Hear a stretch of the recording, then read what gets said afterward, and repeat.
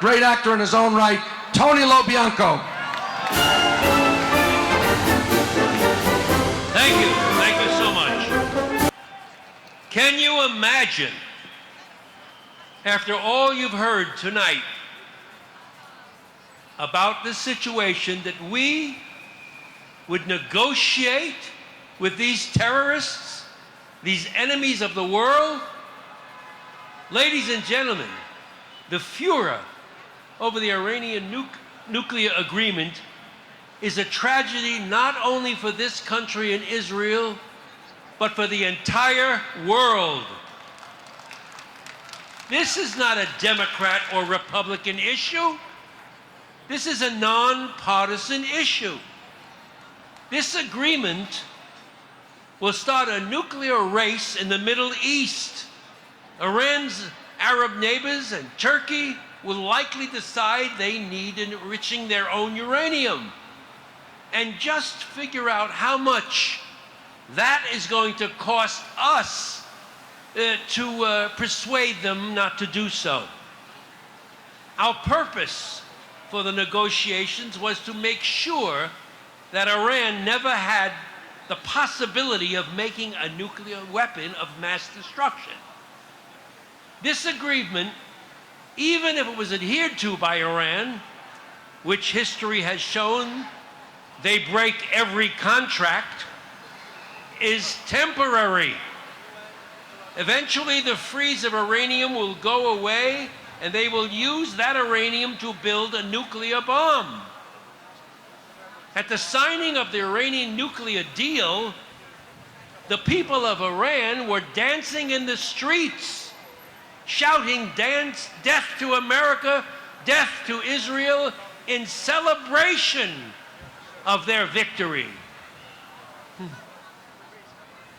It was condoned by and agreed to by the Ayatollah, who stated that Iran will never change their intentions. Do we have a better teacher than history? In 1979, the Iranians took over the U.S. Embassy, holding 52 hostages for 444 days. They did not release them until January 20th, 1981, the day Ronald Reagan took office as President of the United States. And since then, we have been living year after year under attack by radical Islamic terrorists, and this is an undeclared war. So why are we here today? Because we know that something is terribly wrong. It has been our policy not to negotiate with terrorists.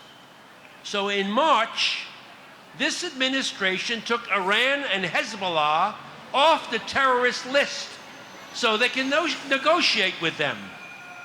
But as you know, a rose by any other name is still a rose. And what brought Iran to talks? The sanctions. So instead of increasing the sanctions, putting Iran in a weakened negotiating posture, this administration removed the sanctions and paid them millions of American dollars to sit down and talk with them.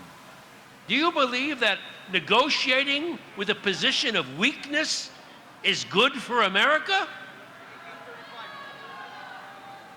As the talks continue going nowhere, we kept releasing funds and assisting to Iran. Each time they got up from the table, we gave them billions of dollars.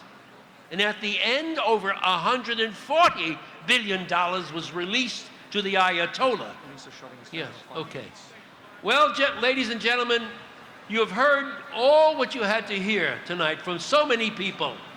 I am just going to say, please, make sure that you contact your congressmen, your senators, and make them understand that this deal is death to America. Please email, write, or call your congressman today and urge them to vote no to this deal for the sake of our children, your children, and the future of America. Let your voice be heard. This Iranian nuclear gun does not protect the American people or the world. Thank you very much. All right, listen, ladies and gentlemen. The police were gracious enough to extend us to 8:30. Our permit originally was to 7:30.